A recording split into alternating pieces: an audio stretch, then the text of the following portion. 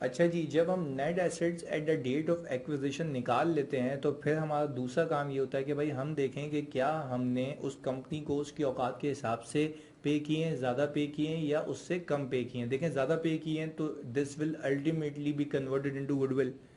कम pay किए हैं तो हमें एक गेन हो जाएगा जिसको हम कहते हैं बार्गेन परचेज गेन। बट हाँ सर, गुडविल निकालने से पहले आपको ज़रा ये ध्यान में रखना है कि क्या आप फुल गुडविल मेथड के ऊपर हैं या पार्शियल गुडविल मेथड के ऊपर हैं। अच्छा जी, फुल गुडविल मेथड का मतलब ये होता है, हमने आपको बताया हुआ भी है कि भाई आप पूरी कंपनी की गुडविल रिकॉर्ड कर रहे हैं, अपना हिस्सा भी, जो एनसीआई है उसका हिस्सा भी। तो उस केस में पेरेंट एंटिटी की कंसिडरेशन लेते हैं आप। अब इसको निकालने के मल्टीपल तरीके याद रखिएगा, खुदा के वास्ते ऊपर बैलेंस शीट में जो इन्वेस्टमेंट दी हुई होगी वो मल्टीपल हो सकती है, वो आईएफआरएस 9 वाली भी हो सकती है, वो सब्सिडरी में की गई भी हो सकती है और वो एसोसिएट भी हो सकती है। आपने यहाँ पे सिर्फ वो रखनी है जो आपने किस में की हुई है, सब्सिडरी में। तो सर एक होता था कैश कंसिडरेशन, सिंपल आ जाता है। एक होता है डेफर्ड कंसिडरेशन जिसको आप प्रेजेंट वैल्यू ऑफ कंसिडरेशन पे रिकॉर्ड करते हैं और फिर इसके ऊपर जो इंटरेस्ट लगता है, ये बहुत अहम बात बता रहा हूँ क्योंकि तुम लोग ये मिस कर जाते हो, गलती करते हो एग्जाम में। इसके ऊपर जो इंटरेस्ट लगता है वो आइडियली रिकॉर्ड हो चुका होगा, आइडियली रिकॉर्ड हो चुका होगा। अच्छा, आइडियली रिकॉर्ड हो चुका होगा, कब आइडियली रिकॉर्ड हो चुका होगा? जब आप कैलकुलेट करें और वो कोई एरर नहीं बताए और आपकी इन्वेस्टमेंट्स जो ऊपर आ रही हैं वो ज़्यादा हो, आप रिकॉर्ड करें वो इसके विद इन दी एम्बिट और विद इन दी लिमिट्स हो। अगर वो कहता है कि भाई वो इस इन्वेस्टमेंट को, इस कंपोनेंट को रिकॉर्ड करना भूल गया है, तो आप इसकी प्रेजेंट वैल्यू की लायबिलिटी भी आप रिकॉर्ड करेंगे, ग्रो भी आप करवाएंगे। सही है जी, अनलेस कि वो कहते गलती है, अदरवाइज वो रिकॉर्डेड होगा, आपको होशियारी नहीं करनी है। अच्छा, फिर होती है सर हमारी शेयर्स कंसिडरेशन। इसमें मैंने आपको सिखाया है कि आप करते ये हैं कि आप नंबर ऑफ शेयर्स निकाल लेते हैं, नंबर ऑफ शेयर्स निकाल लेते हैं कि जितने आपने इशू करने अपनी कंपनी के, और पेरेंट एंटिटी की प्राइस लेते हैं, यानी अपनी प्राइस लेते हैं कि आप अगर ये मार्केट में शेयर्स अपने इशू करते हैं तो आपको एक शेयर, प्लीज सुनिएगा, एक शेयर के अगेंस्ट में पैसे कितने मिलते हैं, तो वो आपको अपनी प्राइस के हिसाब से मिलते हैं ना। तो जो आपको अपनी प्राइस के हिसाब से मिलते हैं तो आपने वो गंवाए, तो कॉस्ट ऑफ इन्वेस्टमेंट भी तो वो होगी। तो कैपिटल प्रीमियम क्रेडिट और इन्वेस्टमेंट क्या हो जाएगी, डेबिट हो जाएगी। और फिर आपने इसमें स्कीम का ख्याल रखना है कि वो कहता है ना, for every 2 shares in subsidiary, for every 2 shares in subsidiary का मतलब है जितने शेयर्स तुम एक्वायर कर रहे हो उसको डिवाइड करो 2 से, मल्टीप्लाई बाय जितने तुमने शेयर इशू करने। ये इसलिए बता रहा हूं ताकि कोई इसके बाद कंफ्यूजन ना हो, क्योंकि ये एक लास्ट बैरियर है ना, ये लास्ट एक स्टेज है जिसपे तुम रिवीजन कर रहे हो। अच्छा जी, फिर एक पास पेपर में एडजस्टमेंट आई थी कि वो शेयर्स कंसिडरेशन के वक्त बता रहा था कि जब मैंने ये शेयर एक्वायर किए हैं तब की प्राइस, यानी कमिटमेंट की प्राइस, और एक आगे की प्राइस दी हुई थी जब शेयर इशू हुए थे। तो बेटा आप जिस दिन इन्वेस्टमेंट रिकॉर्ड कर रहे होते हो, डेट ऑफ शेयर परचेस की जो प्राइस होगी आप वो लेंगे। सही है जी, ताकि कंफ्यूज नहीं होना आप। अच्छा जी, आगे फिर वो कहता है कि भाई आपके पास, प्लीज बहुत सुकून से समझिएगा, ये आपके पास कोई हो सकता है कंटिजेंट कंसिडरेशन। ये वो कंटिजेंट लायबिलिटी नहीं है, कंटिजेंट कंसिडरेशन। आपने कहा कि सब्सिडी ने ये प्रॉफिट किया, ये इवेंट हुआ तो मैं दूंगा, तो इसको आप इसकी फेयर वैल्यू पे रिकॉर्ड करते हो, ये आपको बता दी जाएगी सवाल में, आपको होशियारी नहीं करनी है। और सर एक होता है PP as a consideration. Sir इसको आप फेयर वैल्यू ऑफ पीपी पे रिकॉर्ड करते हैं और अपनी पीपी को कैरिंग अमाउंट से निकाल देते हैं। ये हो चुका होगा, नहीं हुआ तो आप एंट्री बना देंगे। और पीपी को हमेशा, जो फेयर वैल्यू ऑफ पीपी होता है ना इन्वेस्टमेंट, उससे डेबिट होती है। सही जी, यानी आप बोलेंगे कि अगर ये पीपी मार्केट में बेचता तो मार्केट में नहीं बेचा, शेयर होल्डर को दिया है, तो उसके अगेंस्ट में जो शेयर्स मिलते हैं, शेयर्स की कॉस्ट भी वही है, फेयर वैल्यू ऑफ पीपी। अच्छा जी, एक बहुत ही अहम चीज़, ऐसा भी तो हो सकता है जानी कि आप लोग अपनी कंपनी की डेट सिक्योरिटीज इशू करो, तो फिर वही चक्कर, फेस वैल्यू माइनस डिस्काउंट। सही है जी, फेस वैल्यू माइनस डिस्काउंट या तो प्लस प्रीमियम, वो आईएफआरएस 9 से लिंक करके बता रहा हूँ भाई, ऐसे पूछ सकता है वो। ये आपकी आ जाएगी फेयर वैल्यू। फिर इसमें ट्रांजैक्शन कॉस्ट सर लेस करेंगे क्योंकि आप इशूअर हैं, तो ये सिक्योरिटीज आप इसको भी तो इशू कर सकते हो शेयर होल्डर को, इसके अगेंस्ट में आप क्या ले रहे हो शेयर्स। तो ये जो वैल्यू आएगी आपकी सिक्योरिटीज की, ये जो वैल्यू आएगी लायबिलिटी की, यही लायबिलिटी की वैल्यू आपकी इन्वेस्टमेंट में क्या हो जाएगी, कैपिटलाइज हो जाएगी। यानी यूजुअली एंट्री क्या बनती है, कैश डेबिट लायबिलिटी क्रेडिट। अब क्या बनेगी, इन्वेस्टमेंट डेबिट और लायबिलिटी क्रेडिट, ये बात याद रखिएगा जी, सही है जी। अच्छा जी, once I am done with the consideration of parent entity, तो मैं देखूंगा क्या ये पेरेंट एंटिटी कंसिडरेशन ऊपर बैलेंस शीट से मैच हो रही है या नहीं हो रही है। अच्छा देखिए, नहीं हो रही ना तो ऊपर ज़्यादा होगी डेफिनेटली, सही है जी। और अगर नहीं हो रही तो आपने ये ख्याल रखना है इस बात का कि ऊपर अगर ज़्यादा है तो वो नॉर्मल इन्वेस्टमेंट भी हो सकती है यानी IFRS 9 वाली, और वो इन्वेस्टमेंट इन एसोसिएट भी हो सकती है जिसको कंसोलिडेटेड बुक्स में आपने किस पे रखना है बच्चों, कॉस्ट पे रखना है। बात क्लियर है जी, ओके आगे। अब मैं अगर बात कहूँ कि सर मुझे इसके बाद अगर मैं कहता हूँ फुल गुडविल है, तो आपको यहाँ पे लिखनी है फेयर वैल्यू ऑफ NCI। जब मैं इन दोनों को सम करूंगा तो I will get fair value of business, यानी दोनों के पैसे मिला दूं तो पूरा बिजनेस खरीद सकता हूं।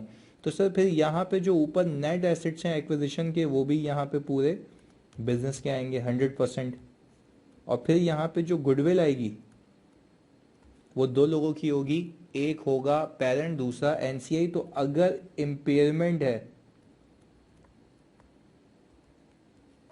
यहाँ पे लिखते हैं सर इफ एनी, तो वो पेरेंट में बढ़ेगी और सब्सिडरी में। सर व्हाट इफ कि आपने पैसे रखे और नेट एसेट्स आपके उससे ज़्यादा आ जाएं, तो चाहे फुल गुडविल हो या पार्शल गुडविल हो, यहाँ पे मैं लिख देता हूँ बच्चों कि अगर बार्गेन परचेज गेन हुआ तो वो सोली किसका होता है भाई, वो सोली पेरेंट का होता है, और वो सीधा सीधा कहाँ जाएगा, ग्रुप रिजर्व में। और जब आप PNL बनाएंगे तो वो अदर इनकम में जाएगा। तो आपको ये ख्याल रखना है क्योंकि सेपरेट बुक्स में ये शामिल नहीं होता। I hope this is clear.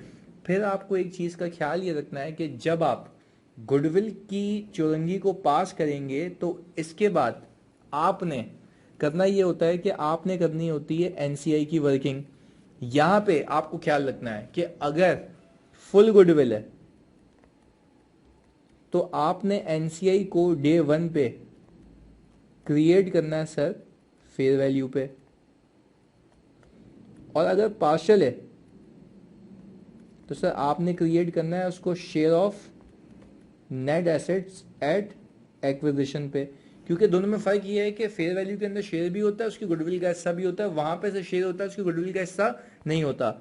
और सर जो पोस्ट एक्विजिशन आपने ऊपर आफ्टर ऑल एडजस्टमेंट्स निकाला होगा वो ऐड करेंगे तो यहाँ टोटल आएगा। बट हाँ, अगर फुल गुडविल है और अगर इम्पेयरमेंट है, impairment of goodwill if any, तो आप यहाँ से क्या करेंगे जी, माइनस कर देंगे, तब जाके आपके पास NCI या रिपोर्टिंग आएगा। और सर वहाँ से फिर आपने क्यों इम्पेयरमेंट माइनस नहीं की बेटा, वहाँ से माइनस इसलिए नहीं की, रीज़न बीइंग कि पार्शल गुडविल है, और पार्शल का मतलब ये है कि गुडविल जब तुमने रिकॉर्ड इसी पेरेंट की थी तो इसको क्यों हिस्सा दूंगा, इसकी गुडविल रिकॉर्ड ही नहीं हुई थी तो इसका हिस्सा भी इम्पेयरमेंट का यानी लॉस का इसको नहीं मिलेगा क्योंकि हमने उसकी इम्पेयरमेंट निकाली ही नहीं थी। आई होप ये आपको क्लियर होगी बात, हो ये याद भी होगी, सही है जी। अच्छा, इसके बाद अगर मैं बात करूं तो सर मैं मूव हो जाता हूं ग्रुप रिजर्व पे। एडजस्टमेंट्स अभी बाकी हैं, वो तो इंटरेस्टिंग एलिमेंट है कि पूरे पास पेपर की एडजस्टमेंट रिवाइज कराऊंगा, वो तो अभी रुके आप। अच्छा, आप लेते हैं retain earning of parent entity. अच्छा, ये आ रहा होता है सेपरेट बुक से, ये रिपोर्टिंग डेट का होता है, ऐसा ही जी। अच्छा, इसमें आप ऐड कर लेते हैं पोस्ट एक्विजिशन का अपना शेयर, क्योंकि NCI को आप देके आ चुके हैं, ये आपका अपना शेयर हो गया। अच्छा, फिर होता ये है कि अगर कोई इम्पेयरमेंट है, हमने लिख दिया इफ एनी गुडविल की, तो आपने यहां से वो माइनस कर देनी है। अगर बार्गेन परचेज गए तो डेफिनेटली गुडविल नहीं होगी, तो फिर इम्पेयरमेंट भी नहीं होगा, वो आप यहाँ क्या करेंगे जी, ऐड कर देंगे। और सर इसके बाद आपको ये बात ख्याल रखनी है कि यहाँ से आप अब क्लोज नहीं करेंगे, अब देखेंगे कि क्या पेरेंट ने सब्सिडरी को कोई गुड्स तो नहीं बेचे थे। वही कहानी कि सर आप यहाँ से अनरियलाइज प्रॉफिट को क्या कर देंगे, माइनस कर देंगे, जो कि मैं ऊपर से खा चुका हूँ, लॉजिकल सी बात है। कुछ माल बेच के मैंने सब्सिडरी को कमाया होगा, वो कमाई यहाँ पे होगी और वो रियलाइज कब होगी, जब ये ग्रुप के बाहर बिक जाएगी। तो सामने वाले की इन्वेंट्री कम करना, यहाँ पे इसका प्रॉफिट कम करना, बैलेंस शीट आपकी क्या हो जाएगी, टैली हो जाएगी। और सर पेरेंट टू सब्सिडरी में अगर कोई ट्रांजैक्शन है पीपीई की, तो वो यहाँ से अनरियलाइज्ड प्रॉफिट आप माइनस कर देना after deducting incremental depreciation from that gain. ऐसा ही है जी। तो हमने ये सीखा है। अच्छा जी, अगर अब आपको ये बताऊं मैं कि पेरेंट एंटिटी ने कोई ऐसा एरर किया है जिससे उसकी इक्विटी पे इम्पैक्ट आ रहा है, यानी इनकम और एक्सपेंस के रिलेटेड एरर, तो हम क्या ये कह सकते हैं कि या तो उसका प्रॉफिट कम होगा या तो उसका ज़्यादा होगा, तो वो रिटेन अर्निंग जो ऊपर दिख रहा है वो गलत है। तो यहाँ पे हम उसकी सेपरेट बुक्स की एरर एडजस्टमेंट करेंगे। दिस कैन बी पॉजिटिव और दिस कैन बी नेगेटिव। अब मसला ये है कि अब हमें वो एरर सीखने जो अब तक पास पेपर में आया और वो सिखाऊंगा जो न्यू भी होंगे। सही है जी। तो सर अब हमें एक ये एरिया कवर करना है और एक ऊपर जो एडजस्टमेंट्स आई थी, भाई एडजस्टमेंट्स तो दोनों के लिए कह सकते हैं ना, दोनों को एडजस्ट कैसे करना है या प्रेजेंट कैसे करना है, पास पेपर में क्या क्या आया है वो जैसे ऊपर से बताता हुआ आया हूँ अब यहाँ भी बताऊंगा। क्लियर है जी। अच्छा जी, शुरू करते हैं सबसे थ्रिलिंग और सबसे मज़ेदार एरिया जो हमें कवर करना है और जो आपके सारे पास पेपर की एडजस्टमेंट्स को आपको रिकॉल करा देगा। तो आए जी, बिस्मिल्लाह करते हैं। अच्छा जी, पेरेंट सब्सिडी को गुड्स बेचे या सब्सिडी पेरेंट को गुड्स बेचे, ये तो ऑर्डिनरी एडजस्टमेंट है। सही है जी। अब देख लेते हैं, याद करें लोन के रिलेटेड कोई एडजस्टमेंट हुआ करती थी। चलें जी, बिस्मिल्लाह करता हूँ उसकी। आपको मैंने सिखाया था कि आपको वो ये कहे कि पेरेंट एंटिटी की बुक्स में, सही है जी, लोन रिसीवेबल आ रहा है। बहुत सुकून से समझिएगा, लोन रिसीवेबल आ रहा है सर 120 मिलियन का, और सब्सिडी की बुक्स में लोन पेबल आ रहा है। सही है जी। और सर वो लोन पेबल आ रहा है 105 मिलियन का, और वो बोलेगा ये कि this difference is due to the payment made by the subsidy, यानी पेरेंट ने सब्सिडी को लोन दिया हुआ है और ये डिफरेंस इसलिए आ रहा है क्योंकि सब्सिडी ने एक पेमेंट की है और वो जो पेमेंट है वो एक इंस्टॉलमेंट है। अच्छा जी, तो हमने आपको ये सिखाया था सर उस वक्त के वो जो इंस्टॉलमेंट होती है वो प्रिंसिपल प्लस इंटरेस्ट होती है जी। अच्छा, मुझे कैसे पता लगेगा कि उसने इंटरेस्ट कितना दिया? भाई सीधी सी बात है, उसने जब ये पेमेंट की है तो ये तो प्रिंसिपल अमाउंट ही है ना, ओनली प्रिंसिपल। ऐसा ही है जी। सही है, तो ओनली प्रिंसिपल अमाउंट है। तो आपको ये बात याद आनी चाहिए, रिकॉल होनी चाहिए कि 120 मिलियन की अमाउंट होगी उसके पास भी before dispatching this tranche of amount. तो अगर मैं कहूं कि भाई उसके ऊपर रेट है 10% का, तो सर ये आ गया कोई 12 मिलियन का इंटरेस्ट। तो क्या मैं ये कह सकता हूँ, क्या मैं ये कह सकता हूँ कि इसने 15 मिलियन का प्रिंसिपल प्लस 12 ये, तो सर इसने कुल मिला के 27 मिलियन की इंस्टॉलमेंट को डिस्पैच किया होगा। तो सब्सिडी ने, बच्चों बहुत सुकून से समझना है इसको, सब्सिडी ने एंट्री बनाई होगी इंटरेस्ट एक्सपेंस डेबिट, सही है जी, लोन पेएबल डेबिट और कैश क्रेडिट। अच्छा जी, कैश बाबू ने क्रेडिट किया होगा 27 से, लोन पेएबल अपना 15 से प्रिंसिपल कम किया होगा और इंटरेस्ट एक्सपेंस बुक किया होगा 12 से। यू नीड टू नो, आपको ये बात याद होनी चाहिए कि ये वाला इंटरेस्ट एक्सपेंस सब्सिडी की रिटेन अर्निंग से लेस हो चुका होगा। ऐसा ही, यानी सब्सिडी ने अकाउंटिंग बिल्कुल सही की है। अब हमें ये पता है कि ये जो डिफरेंस आ रहा है वो इसलिए आ रहा है क्योंकि पेरेंट एंटिटी ने इसकी कोई अकाउंटिंग नहीं की, और ये भी लिख के देगा कि भाई उसने उसका इनकम भी रिकॉर्ड नहीं किया। तो यहाँ से बात वाजे होती है कि भाई उसने इसकी अकाउंटिंग नहीं की, इसने किसी चीज़ का अक्रूवल बुक नहीं किया। तो अब समझने की बात यह है कि ये जो कैश है ये ना सब्सिडी की बुक्स में आ रहा है ना पेरेंट की बुक्स में आ रहा है तो ग्रुप का कैश ना, है तो ग्रुप का कैश। तो सर आप सबसे पहले सर कैश इन ट्रांजिट वापस ले आए सर, वो ले आए आप 27 मिलियन से। ऐसा ही है, सामने वाली कंपनी का जो लोन पेएबल है, आप अपने आप से लोन नहीं दिखा सकते, आप लोन पेएबल को क्या करें सर, डेबिट कर दें 105 मिलियन से। ऐसा ही जी। सर आप अपने आप से रिसीवेबल नहीं दिखा सकते तो आप लोन रिसीवेबल को क्रेडिट कर दें 120 मिलियन से। अब सर देखें, ये तो आ गया एक डिफरेंस। ये क्या आ गया जी? डिफरेंस आ गया कि अगर मैं 105 को प्लस करूं 27 में तो मेरा डेबिट बनता है 132 का और ये आ रहा है 120 का। तो भाई वो एरर भी तो सही करो, याद करो। पेरेंट एंटिटी की रिटेन अर्निंग में एक इनकम बुक नहीं की क्योंकि उसने उस इंटरेस्ट को रिकॉर्ड नहीं किया। तो सर हम या तो ग्रुप रिजर्व कह लें और अगर पीएनएल होगा तो इंटरेस्ट इनकम कह लेंगे, और इंटरेस्ट इनकम हम रिकॉर्ड कर लेंगे 12 की जो कि उसने रिकॉर्ड नहीं की थी, तो वो उसका नेगेटिव और हमारा पॉजिटिव यहाँ आके प्लस माइनस क्या हो जाएगा सर? ज़ीरो हो जाएगा। तो तब जाके ये बात बनेगी। तो सर कंसोलिडेटेड बुक्स बनाते हुए आप बैलेंस शीट में इसको कटा देना, बैलेंस शीट में से इसको कटा देना, इसको बैलेंस शीट में रिकॉर्ड कर देना और इसको ग्रुप रिजर्व में रिकॉर्ड कर देना।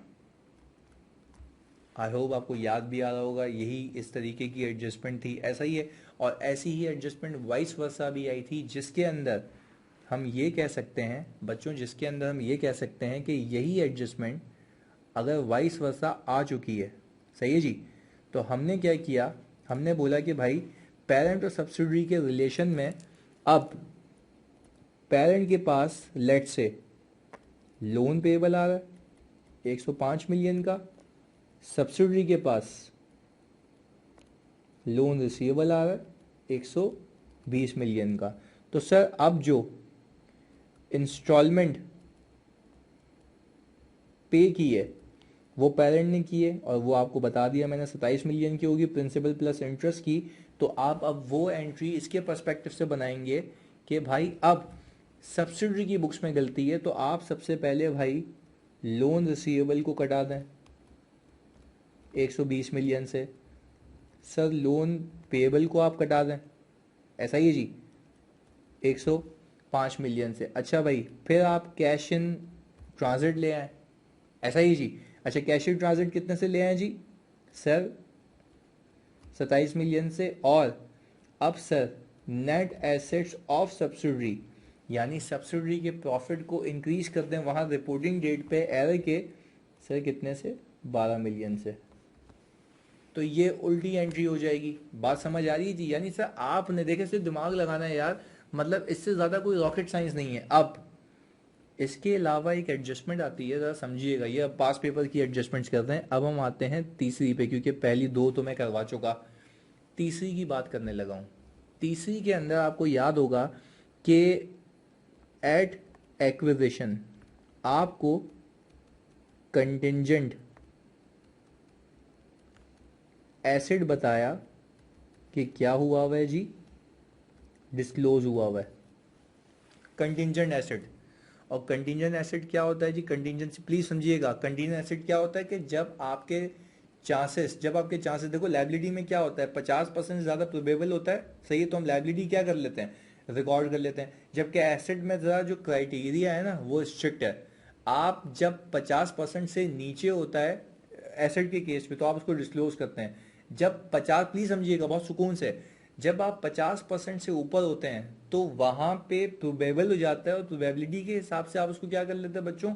रिकॉर्ड कर लेते हैं। यहाँ पे 50% से जब ऊपर जाते हैं, जो IAS 37 की बात कर रहा हूँ, यहाँ पे जब 50% से ऊपर जाते हैं तब आप प्रोबेबिलिटी के केस में उसको डिस्क्लोज करते हैं, और जब वर्चुअली सर्टेन होता है तब आप उसको क्या करते हैं जी? रिकॉर्ड करते हैं। तो अब मुझे एक बात बताएं, ये तो टेक्निकली प्रोबेबल है, तो इस केस में आपको स्टैंडर्ड कहता है कि आपको इसकी नेट एसेट्स के अंदर कोई एडजस्टमेंट नहीं लेनी, आपने सिंपली इसको क्या करना है जी? इग्नोर करना है। I hope this is clear.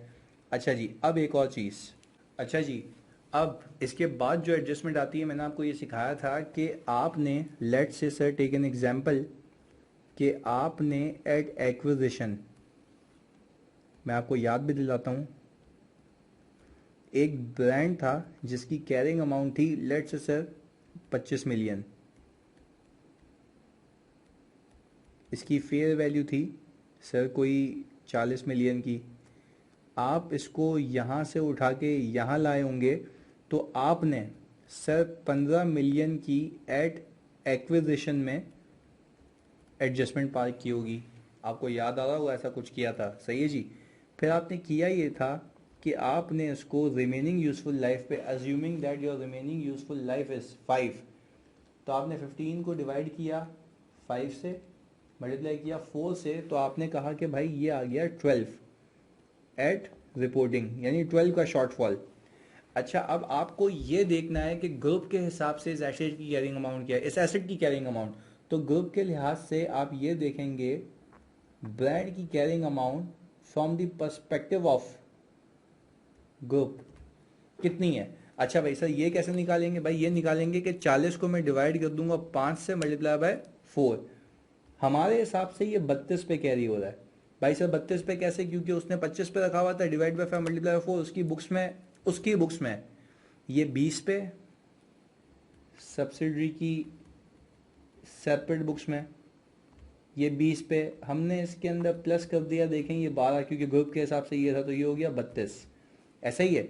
अच्छा, अब समझने की बात यह है, वो आपको रिपोर्टिंग डेट पे बताएगा कि इस ब्रांड की जो रिकवरेबल अमाउंट है, इस ब्रांड की जो रिकवरेबल अमाउंट है सर वो आ रही है 27। अच्छा, अब मैं अगर इसको सेपरेट बुक्स के हिसाब से परखूं या देखूं, तो सेपरेट बुक्स में ये कैरी हो रहा है सर 20 पे, ऐसा ही है। और ये कंसोलिडेटेड बुक्स में ड्यू टू फेयर वैल्यू, क्योंकि तुम्हें महंगा पड़ा था ये, तुम्हारे लिए ये कैरी हो रहा है सर 32 पे। तो अगर मैं इसको इनसे कंपेयर करूं अगर, तो सर मैं कहता हूं कि नो इम्पेयरमेंट। अगर इसको इससे कंपेयर करूं, सही है जी, कंसोलिडेटेड बुक्स में से, तो सर मैं कहता हूं कि मेरी कैरिंग अमाउंट कंसोलिडेटेड बुक्स में ज़्यादा है और जो मेरी रिकवरेबल अमाउंट है वो कम है। तो क्या मैं कह सकता हूं कि 5 मिलियन की इम्पेयरमेंट बुक करूंगा। अब क्योंकि सर ये एसेट सब्सिडरी की बुक्स का, यानी ब्रांड सब्सिडरी की बुक्स का है, तो इसकी इम्पेयरमेंट मैं कहाँ पार करूंगा सर, नेट एसेट्स में 5 बिलियन से। और इसका हिस्सा खुद ही कितने लोगों में बढ़ जाएगा सर, 2 लोगों में, पहला पेरेंट और दूसरा एनसीआई। ये आपको याद आ रहा होगा, मैंने एग्जैक्ट ऐसी ही एडजस्टमेंट की है, सही है जी। तो देखें, इट्स ऑल अबाउट ये कि आपके कॉन्सेप्ट्स क्या होने चाहिए सर, बिल्कुल पप्पू और पक्के होने चाहिए, ताकि आपकी उसके ऊपर इफेक्टिवली क्या हो जी, ग्रिप हो। अच्छा जी, अब इसके बाद सर जब मैंने ये देख लिया कि ये जो ब्रांड के रिलेटेड एडजस्टमेंट थी ये हो गई, और आपको अगर वो सवाल में ये कहे, आपको सवाल में ये कहे कि एड एक्विजिशन, एड एक्विजिशन, सही है जी, हमारे पास प्लांट था जिसकी कैरिंग अमाउंट थी 20, फेयर वैल्यू थी 35, तो आपने 15 की एडजस्टमेंट पार की होगी, ऐसा ही है। आपके हिसाब से ये प्लांट कितने का हो गया। अच्छा जी, तो सर ये तो हो गया एट एक्विजिशन पे, अब हम आ गए एट रिपोर्टिंग पे। वही अजम्पशन कि भाई इसकी जो लाइफ है वो कोई सर 5 साल है रिमेनिंग लाइफ, तो हमने कहा कि भाई ये, फिर हमने एडजस्टमेंट मार दी यहाँ पे 12 की। अच्छा, अब अगर मैं बच्चों ग्रुप के हिसाब से देखूं, तो ग्रुप के हिसाब से मैं क्या कह रहा हूँ सर, ग्रुप की कॉस्ट, यानी ग्रुप के हिसाब से ये कितने पे पड़ा हुआ होगा सर, तो वो 35, ग्रुप के हिसाब से सर वो 35 डिवाइडेड बाय 5 मल्टीप्लाई बाय 4 पे होगा, यानी 28 पे होगा। अब वो आपको रिपोर्टिंग डेट पे कहे कि फेयर वैल्यू इस एसेट की 40 है, तो आप सर यहाँ से यहाँ पे नहीं जाना, वो कंफ्यूज करने के लिए दे रहा है, क्योंकि ग्रुप की पॉलिसी कॉस्ट है। तो सर आप पहले दिन फेयर वैल्यू पे क्यों लेके गए थे भाई, पहले दिन तो मेरी जान मेरे बच्चों, मैं तो उसकी वैल्यूएशन के लिए लेके गया था ना, और वंस मैंने उसकी वैल्यूएशन कर ली वो बन गई है ग्रुप की कॉस्ट, अब वही आगे चलेगी अनलेस के वो कह दे कि ये जो ग्रुप है ये रीवैल्यूएशन मॉडल को फॉलो करता है, तो आपने अपने हिसाब से इसको क्या करना होगा जी, रीवैल्यू करना होगा, तब वो केस होगा जब आप इसको किस पे लेके जाएंगे, फेयर वैल्यू पे लेके जाएंगे। I hope this is clear.